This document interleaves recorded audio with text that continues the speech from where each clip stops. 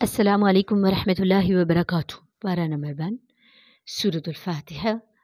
اعوذ باللہ من الشیطان الرجیم، بسم اللہ الرحمن الرحیم۔ الحمد للہ رب العالمین، الرحمن الرحیم، مالک یوم الدین، ایاک نعبد وایاک نستعین، اہدنا الصراط المستقیم، صراط الذین انعمت علیہم غیر المغضوب علیہم ولا الضالین، آمین۔ میں پناہ میں آتی ہوں اللہ کے شیطان مردود سے۔ شروع اللہ کے نام سے جو بڑا مہربان نہایت رحم والا ہے۔ سب تعریف اللہ کے لیے ہے جو تمام جہانوں کا رب ہے، بہت مہربان نہایت رحم کرنے والا ہے، بدلے کے دن کا مالک ہے۔ ہم صرف تیری ہی عبادت کرتے ہیں اور صرف تجھی سے مدد چاہتے ہیں۔ دکھا ہمیں سیدھا راستہ، ان لوگوں کا راستہ جن پر تو نے انعام کیا، ان کا نہیں جن پر تیرا غضب ہوا، اور نہ گمراہ ہونے والوں کا۔ آمین۔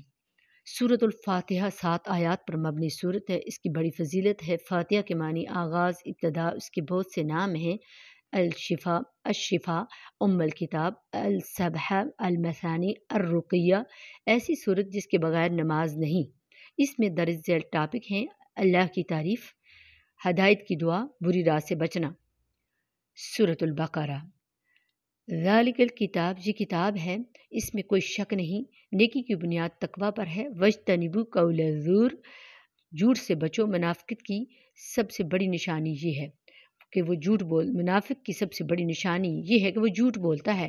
اصلاح کے نام پر فساد سے بچنا چاہیے۔ اللہ کے ساتھ شرک نہ کرو۔ آدم علیہ السلام کو تعلیم دینا سکھانا۔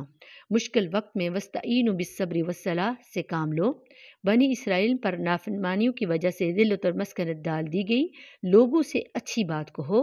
اللہ کے اذن کے بغیر کوئی کسی کو نقصان نہیں پہنچا سکتا۔ حسد کے مقابلے میں عفو درگزر کرو۔ ہدایت صرف اللہ کے پاس ہے۔ مرنا تو اسلام پر مرنا۔ صحابہ جیسا ایمان لانا چاہیے۔ کام خالص اللہ کے لیے کرنا چاہیے۔ اچھے اعمال کے لیے توجہ کرنی چاہیے۔ اس پارہ میں 4 بار خاص ایمان والوں کو یا ایھا الذین آمنوا کہہ کر پکارا اور زندگی کے اصول بتائے۔